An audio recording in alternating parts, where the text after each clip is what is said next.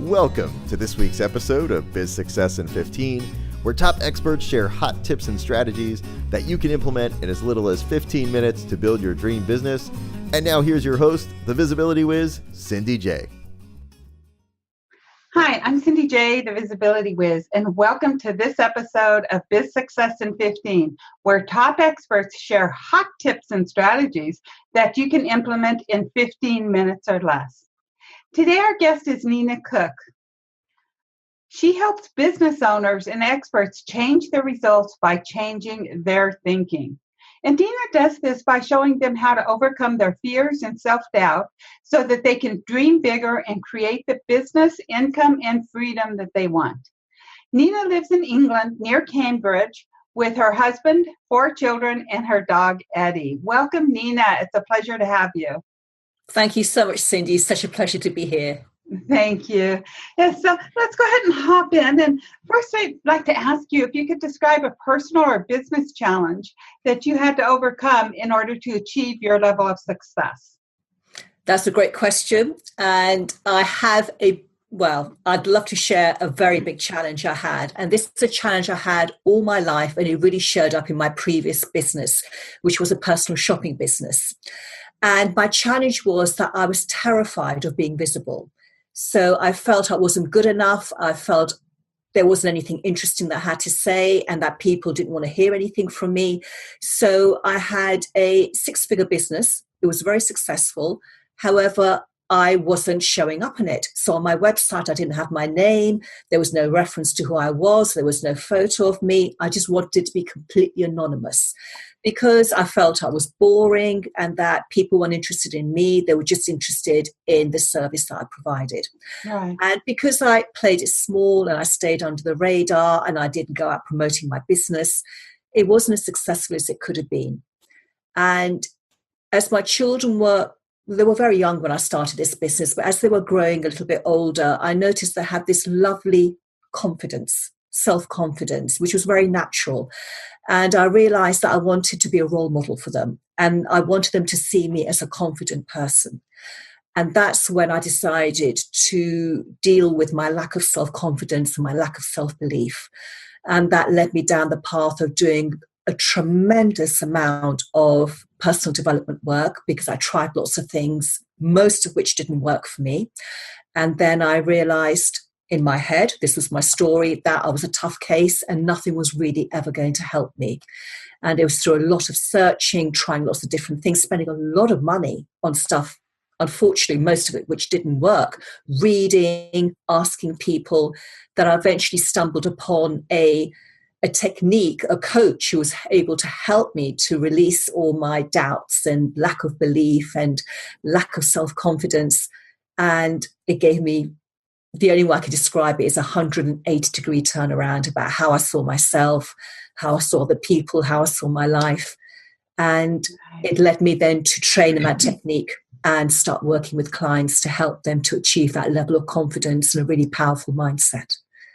Very good. I love that it was your children that made you decide to change. And it's so true. I always say if we just watch children, children that are 2, 3, 4, 5 years old, we can learn so much from them. And I love that you wanted to be a model for them so they continued their self-confidence. Yes, that was so important. That was my big why for doing this work. Yes. Yeah, I absolutely love that story. Thank you so much for sharing it. What are some of the main beliefs that people have that really keep them stuck and struggling forever? The most common self-esteem beliefs, which I found come up again and again for the clients that I work with, are things around, I'm not good enough, things will never work for me, there's something wrong with me, I'm a fraud, I'll never get what I want. Also things like I have to do it on my own, or it's scary to be visible, or I'm a victim, life is a struggle. There are so many limiting beliefs we carry around in our heads. And as we know, they're all made up stories. They're actually lies about ourselves, which we believe to be true. And when we have a limiting belief, we go out looking for evidence in the world to support that belief. Because we always like to be right. And so we hang on to that evidence that supports that belief, and then we ignore all the other evidence which shows us our belief is a lie. And it's only by releasing our limiting beliefs that we start looking at all the evidence that's already been there that supports our confidence and our belief in ourselves. So limiting beliefs can be they can be so destructive in our life.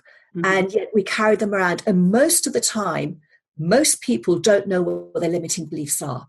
So they say, well, I feel I can't achieve this. I feel I'm not as good as other people. I feel that nothing I'll do will ever work. But they can't actually pinpoint why they feel like that. And it's only when you actually drag your limiting beliefs out of your subconscious and put them on the table in daylight and actually give them words like, some of the ones that I mentioned, that you can start dealing with them, because you can say, okay, now I know why I feel like a total failure, because I have this belief that, I'm a failure. And I can see why I don't want to put myself out in the world, because I've got this belief it's scary to be visible.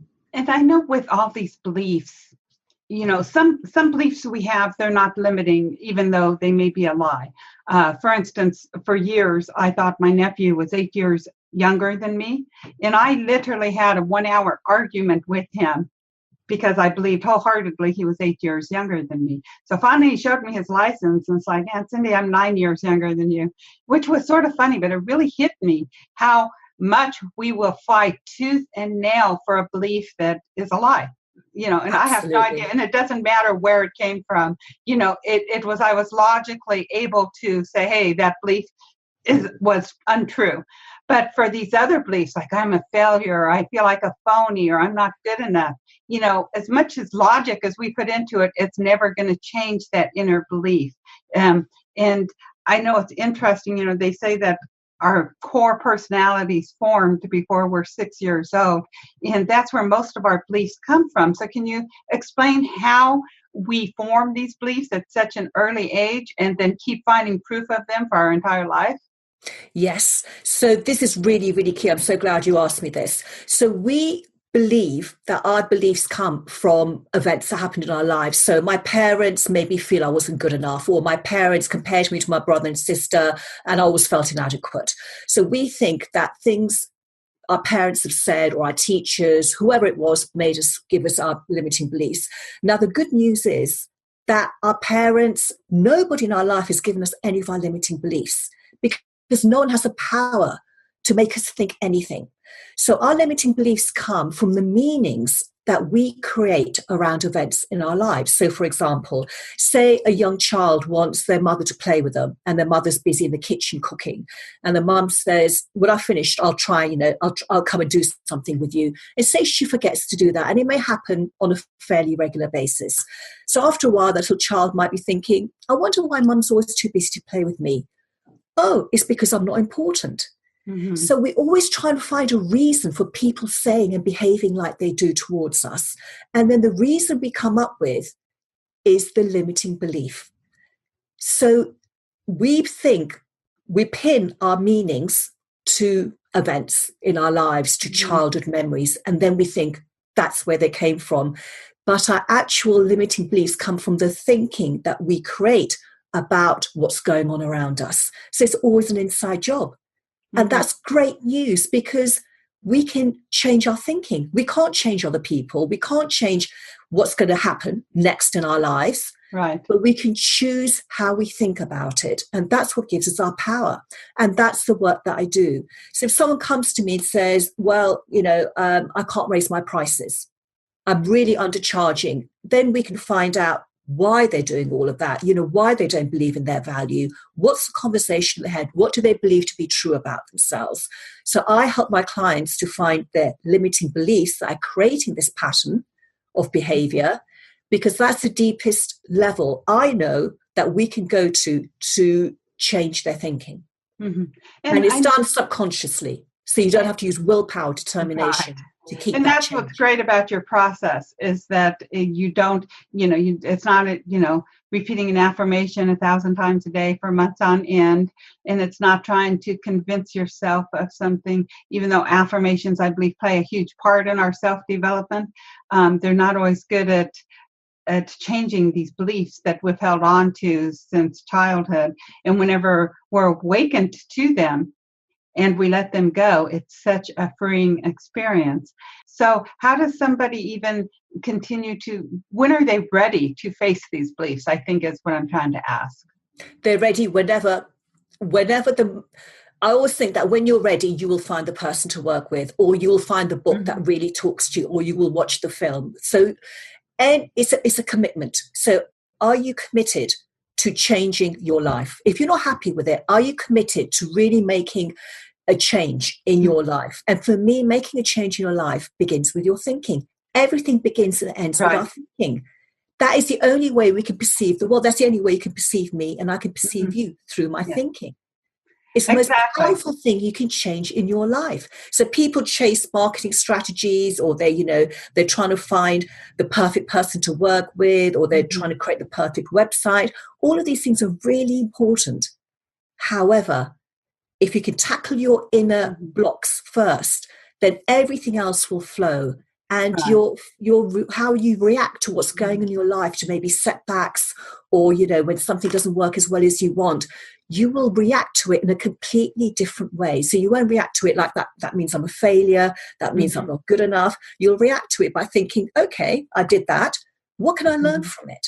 What can I get out of that will help me move forward?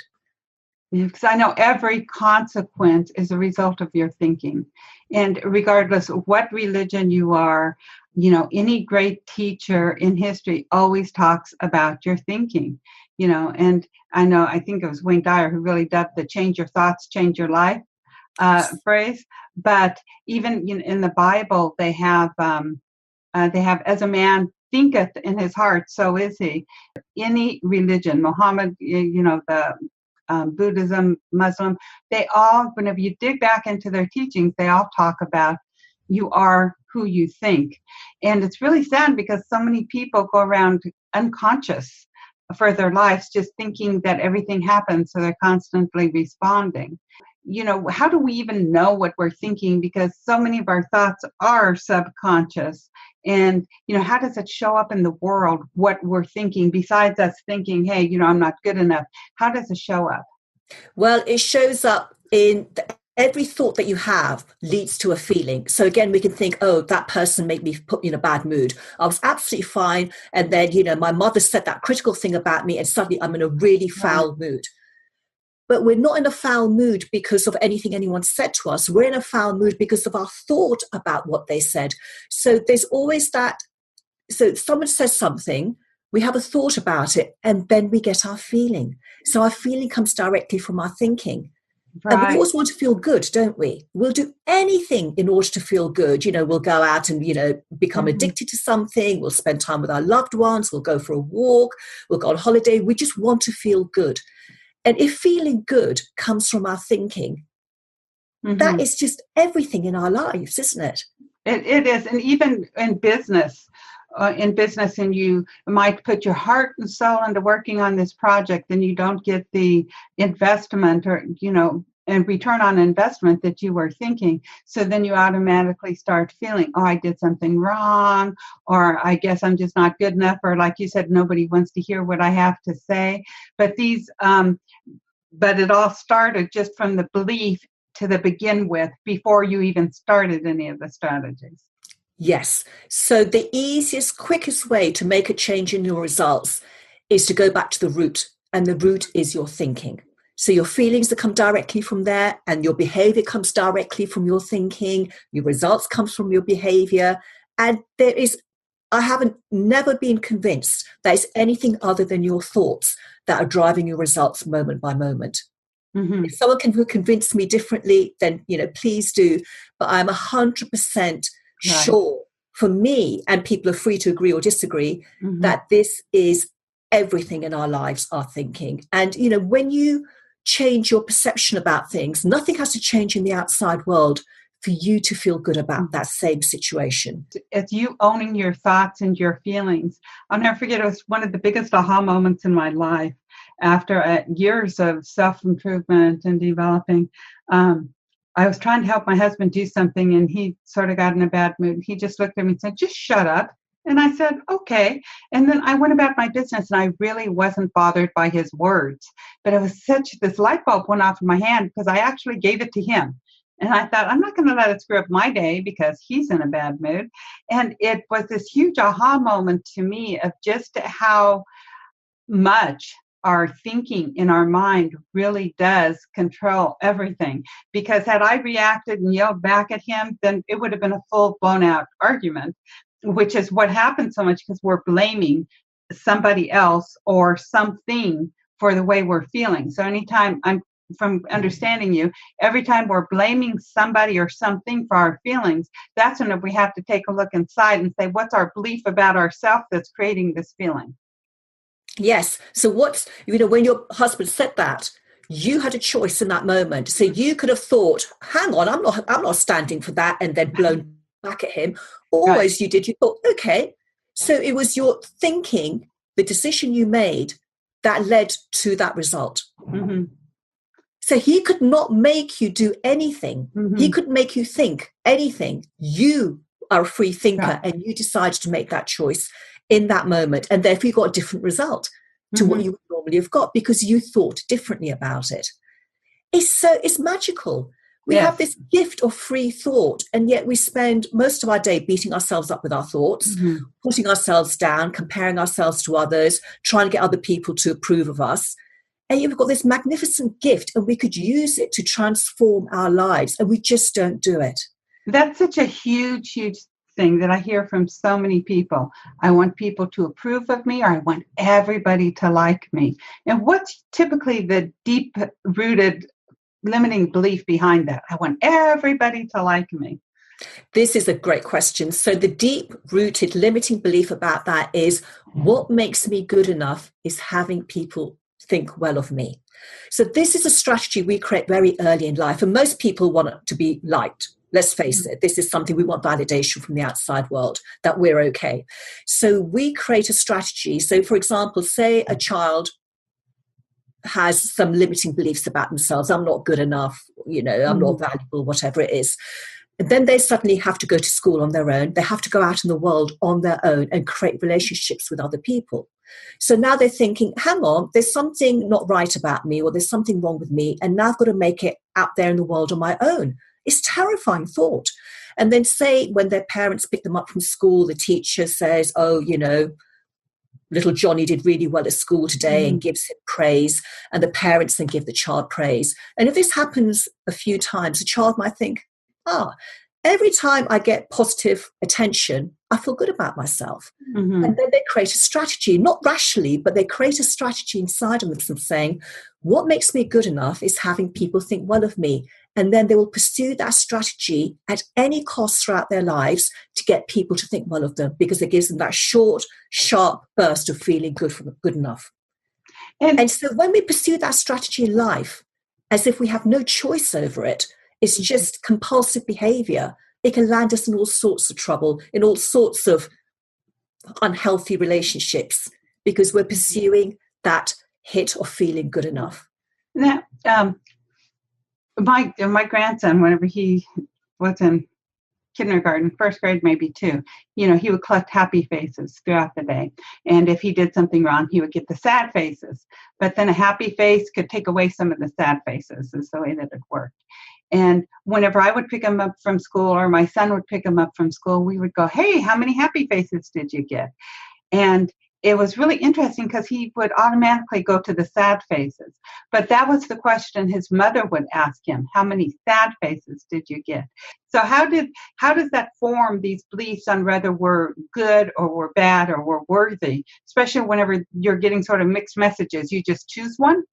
I think you choose one. I think you choose over time which decision you're going to make about yourself. And so if you're getting conflicting information, it's interesting, because who's he going to listen to, his mum or his dad? At the end of the day, he will make a choice through his free thinking. And it will depend upon what attention he thinks is better from which parent, or that doesn't matter.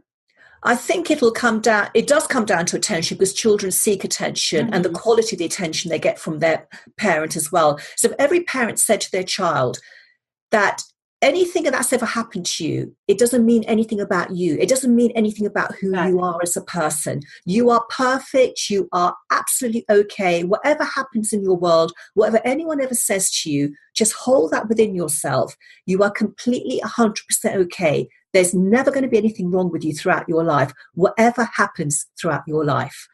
Right. You are 100% good enough.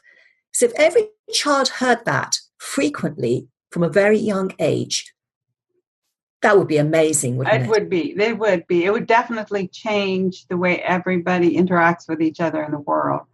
I know, too, can you share a business strategy that people can implement in as little as 15 minutes per day? Yes. So this is something that everyone can use in their work. So let's just take a situation. Let's say someone wants to call a prospect and have that sales conversation with them. And they're thinking, oh my goodness me, that person's never going to buy from me. They're never going to pay me what I want. I don't want to be salesy. I don't want to be pushy. And this is going to be a complete waste of time. I'm going to come off the phone feeling like a complete failure. That's a typical conversation, is it, around having a sales conversation with someone. So these are all stories. All stories. So if you were to say, I'm going to have a call with this person, that person's a human just like me. That person has free thinking just like me. I'm going to get rid of all of my stories about how that call is going to go and what the result is going to be. So if I was able to strip away all my stories about this call, how would I turn up for that call? So how would anyone turn up for their call if they took away all of that negative stories? You would turn up with a clear mind. You would turn up with curiosity. You turn up with a focus on that person rather than the focus on you and how you're going to be coming across and what you're going to say. And when your attention is on the other person, that person feels really listened to. So I had a great conversation with someone that I buddy coach with. She does sales conversations, and she doesn't call them sales conversations. She calls them service calls, because we are there to serve. And if that person buys or doesn't buy, it doesn't matter, as long as we have served them and added some value to them on that call. And they're going to leave that call thinking, that person really listened to what I wanted. So if we strip away our stories from any situation, whether it's writing an email, I mean, who's going to read my email? I probably won't get many people reading it. No one's going to, take up my call to action offer. If we strip away all of those stories about every single action we want to take in our business, we go in with a very clean, clear mind. And we can do that task with more energy, with more positivity, and with let's just do this and see how it works. And I'll learn something from it. That's the other thing we can do with every task. What can I learn? If I don't get the result I want, I will get some great learnings from this. If this person doesn't buy on this sales conversation, on this service call, I'm going to learn something which I can take forward. So we're here to learn. I really believe we're on this earth to learn. I love it. And, making mistakes and, getting something wrong, it's all part of our learning. Yes. So if we were to replace, mistakes and getting things wrong with what learnings can I make, it changes the whole perspective. Yeah, I say with every single interaction you have with any other human being, you're both changed forever because you both learned something, even if it was as simple as somebody holding a door open for you whenever you walked in a building.